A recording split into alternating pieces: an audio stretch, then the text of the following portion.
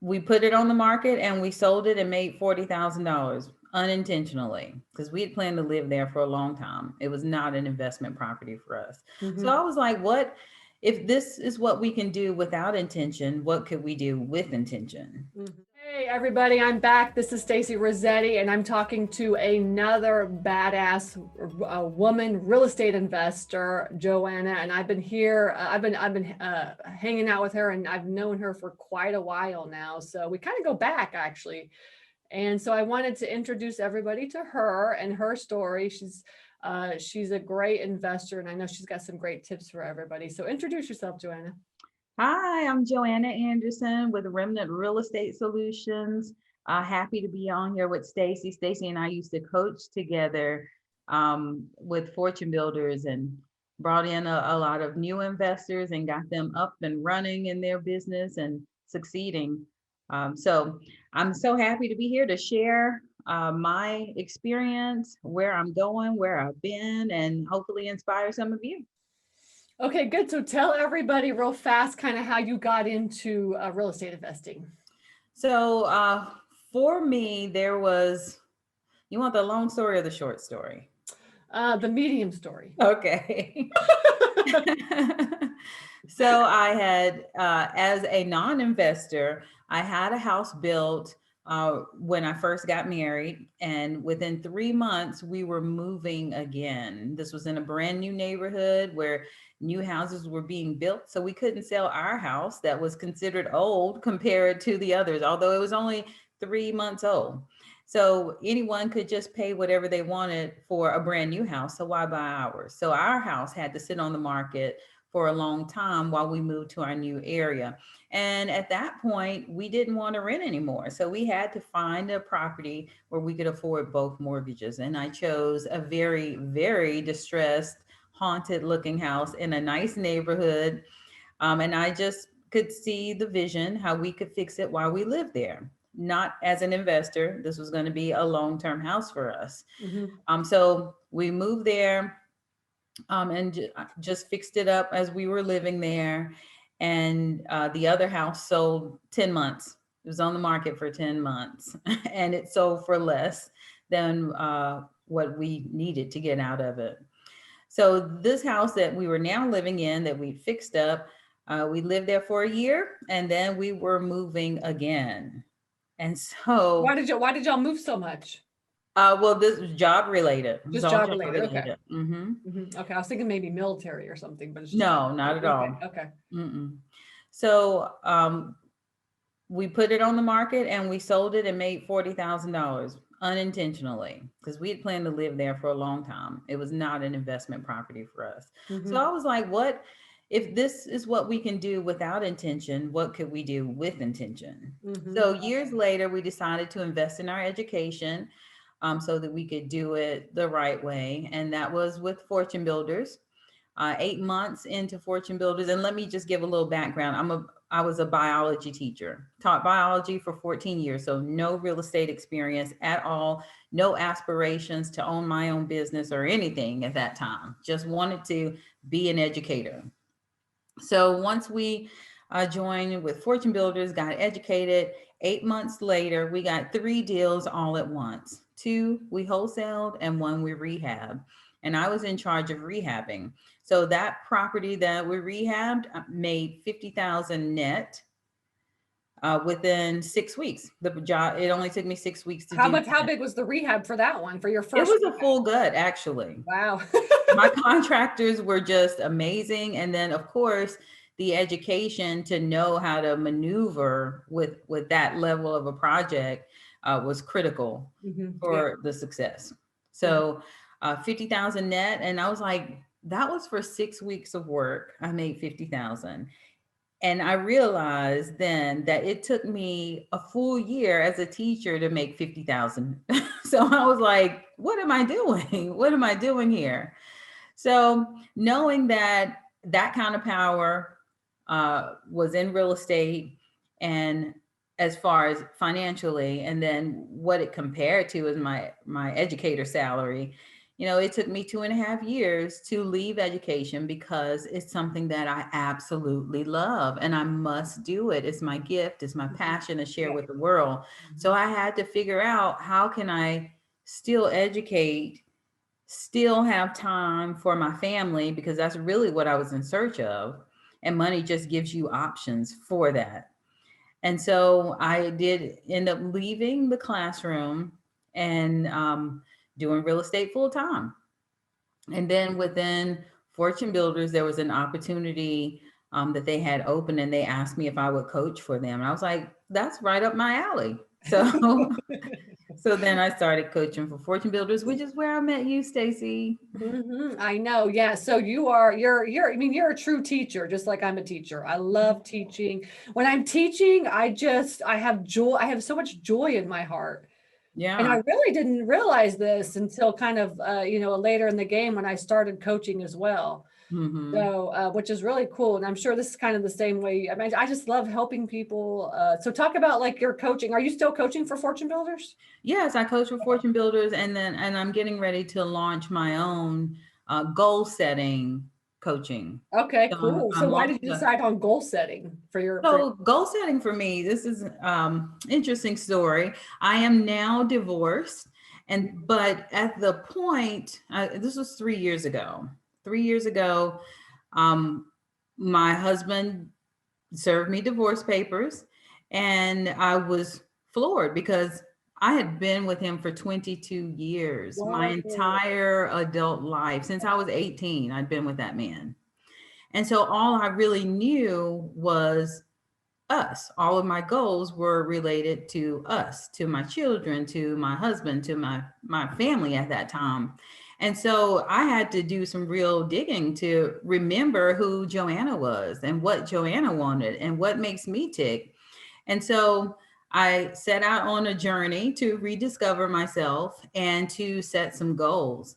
And I set them pretty high. I had just read Cardone's 10X, Mm-hmm. or rather listened to Yeah, audio, yeah, yeah, yeah. Audible. It's good on Audible It really though. is. He really, because he does it, Powerful. he pumps you up and stuff. He does. I can Yeah. listen to it over and over again. After I read that book, I was like, hell yeah, I'm gonna do some 10X. So So I was like just spinning my wheels probably for the first year in that 3 year divorce. Like it really took 3 years to get through the yeah, I divorce, can imagine. paperwork and all of that. So the first year I was just spinning my wheels, like what happened to me and just finding me. And then after that, I was like, you know what? I don't have to feel like this. This does not have to be the end for me. And so I set out on a journey for my own goals and really digging deep to figure out the why of my goals and how I'm going to accomplish these goals. And using the 10X rule, I set some really high goals for myself. And I was able to accomplish all of them after I sat down and really wrote out the entire process and mapped out how it would look, how I would get there, and what I would do when I actually achieved those goals. And so from that, I was like, I'm really good at this. I was very proud of myself, and I wanted other people to feel that same level of confidence, level of achievement. And so I set out to create this goal setting class Hmm. and coaching around it. I love it. I love it so much. And I think what you truly understand, and I think what a lot of people really need to understand is that the more clear you are on what your goals are, or what your priorities are, then the easier it is to achieve them, right? And that's Yeah. kind of, I think that's kind of the basis of what you're saying is like, you got to get clear. It's Yeah. all about clarity, And so when you have, I started out, when I started out real estate investing, what I did was I created an organizational chart of like how my company was right then and there. And then I created like this kind of like, this is what I wanted to become. Hmm. Right. And then I would see that all the time. And I'm like, okay, like, how am I going to get to this? Is everything that I'm doing getting to this? And I think that's what goals are about, man. You Yeah. have to have that vision. Yeah. I Yeah. love that. So that's good. So I'm sure a lot of women that are listening and men that are listening are like, you know what? Maybe I can get some goal training. How do they get goal training if they're, are they going to just wait for your course to come out or what's going to happen? Yeah, it'll be launching in December. in Okay. time for the new year, which hopefully 2021 will be better than 2020. Although 2020 has been awesome for me financially and with my business, but I know a lot of people had a lot of setbacks. And I would say it's probably tied into like the divorce process that I went through. You might have been with a job for a very long time and now that job let you go. Now what? So Exactly. a lot Right. of people are making some life changes and career changes, and it's just a great time to reset and rethink, even in the midst of COVID. I agree. And so, and I think the key word, and I think a lot of people hear this over and over, is pivoting. So Mhm. if for 2020, did you pivot? How did you pivot in the real estate world and in life? Yeah, so due to COVID, I initially, like most people, I was like, oh my gosh, what's about to happen? Am I going to be able to do any more deals? Because most of my income was from flipping properties. Mm-hmm. And so I was like, how can I maximize my talents here? And so I've been a real estate agent for almost 9 years, but I only did it for myself, for my own company. I was like, now I need to know how to serve other people in this industry and not just myself. So I increased my real estate, my realtor business, and I started buying more rentals, which was already part of the plan. Mm-hmm. Um, for a larger goal that I have, but I just spread out. And then I was like, well, because I'm coaching now, what affiliates can I use? I'm always recommending people to this or that. How can I get paid for that? That's good. Yeah, that's good. Yeah. So yeah, so they're thinking, basically what you're saying is you're thinking about how many different multiple streams of income can I create? Exactly. Yeah, that's the goal. So tell me, what are you working on right now? Are you doing some real estate deals, or what are you doing?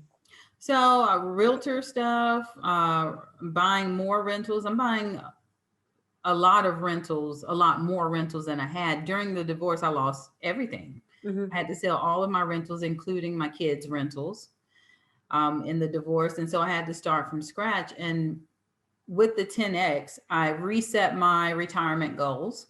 I stopped believing the lie that I have to wait till 65 to retire.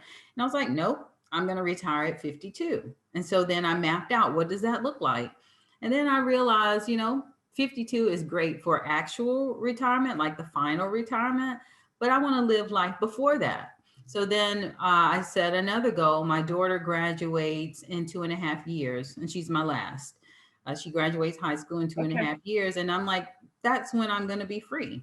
That's when I'm going to be free to live how I want to live. So that's going to be my first retirement. And so, in order to reach that retirement goal, I have to have 40 rentals, cash flowing at least 300 a month, each one. And that will be my first retirement. Then I mapped out, what does that retirement look like for me? So that's going to be my nomad life. That's when I'll start living my nomad life. So maybe 3 months in Mexico, 2 months in Greece, 5 months in Africa, wherever I want to be, whenever I want to be. Yeah. So how do you, if you want to do 40 rentals, like what is your, let me just give me kind of a synopsis of what your plan looks like. So I had to look financially what this looks like. Um, I can easily buy 20,000, 30, 40, $50,000 homes. Okay. Right. But those homes, and that was my original strategy, to buy a bunch of those because they're easy to get. Mm-hmm. But those homes don't have ARVs of at least 100,000. So if I'm going to refinance those, I have to have it where the ARV is at least 100,000, because the lowest loan that I have access to, and hopefully somebody can point me in some other direction, is a $75,000 loan for rehab. I Okay. mean, for a refinance. Yeah. So Yeah. then I had to change my strategy to finding properties that I could renovate, and they would be up to that $100,000 ARV, so that I could refinance, do the whole BRRRR strategy, get my cash out, buy more. Yeah. Yeah. And even if that meant getting my cash out meant that I bought another $20,000 property, at least I owned it free and clear, and then I could just use the cash flow to pay off the other ones. But that's been my strategy. I've been working with wholesalers more now. To bring you the deals, to find you Hmm. deals. Okay. Yeah, along with my own marketing as well. So obviously, I'm trying to capture more properties. Just this year, my goal was to get 15 rentals this year, 15 rentals next year, and then 15 the following year, and then I only have 5 to get before she graduates. Mhm. So this year so far, I've gotten 10. I love it. I was buying a hotel, Hmm. and I'm on the fence about it. I still have it under contract. And that would have given me 11 more doors. So that would have crushed my goal for this year. Yeah, but it's a lot of work. It is a lot of work. It is a lot of work during a hard time for me because I also just found out that I have breast cancer. So I have to decide which big project is most important to me. Obviously, my health and cancer needs to be forefront. And am I going to be able to fully focus on that and do a successful job at the hotel? I don't want to buy something that is going to take me 5 years to do because, I have these other things on the plate. Or or delegate that off. And I think Hmm. also for next year, I would thinking about like, okay, so how can I still achieve my goals and go through what I'm going to be going through, because that year I think next year is going to be kind of hard, Hmm. for you to get a lot of stuff done. I know a lot of women are like, yeah, I'll be fine, I'll be able to work and stuff, but it's really kind of hard. You don't really want to push yourself because, like I said, I told you I have a friend that went through it, and she's like, she's a badass investor, and she was just like, I'm gonna push through, and then she couldn't do a lot of stuff. So maybe think about just delegating. What can you delegate off for next year as well? Have you been thinking about that, or? Well, that's a great thing about my current business is that I operate in 3 states. I only live in one of Oh them. yeah, I wonder, So where do you live and where do you operate too? I was I gonna. live in Charlotte, Okay. but I operate in South Carolina, North Carolina, and Virginia. So a lot of my work is already delegated. Okay, yeah, because you have to Yes, do that if it's out of your area. exactly. So I Got could continue with the same model. I would probably have to increase, the delegation a little bit because some of these properties I do visit, or at least get a driver if I'm too tired, just need my body present to see the property. But I don't always see the properties, and I'm okay with that. I've Yeah. created systems and I've created teams to be able to handle that for me. And that's honestly how you scale up anyways. I mean, Mhm. no one person can do everything. Right. It's just not possible, so you have to be able to, and I say a lot of people, most people, I think they have, all my students, they have issues with like relinquishing that control, Hmm. handing it off to somebody else. But the truth is that once you do that, you're able to scale up even more. Yeah, and we do it so often. DoorDash, Yeah. having the groceries pick, you just drive up and pick up the groceries. We've Yeah. Click become so grocery. good at that. Why not incorporate those same things within your business? Exactly. I agree too. Yeah.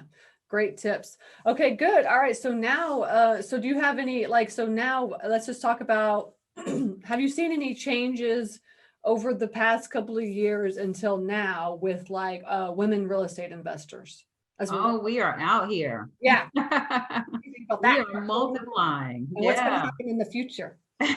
Women have found their strength in all parts of business and definitely in real estate.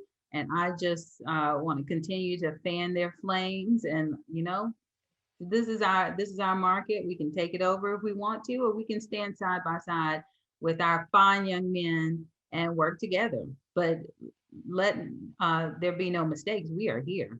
That's what I say. I say, better watch out. We're coming. Yeah, I'm tired of like, I'm tired of real estate investor conferences where there's like no men that, I mean, there's no women on Yeah. the docket. And I'm like, you know Yeah. what? There's so many badass women out there.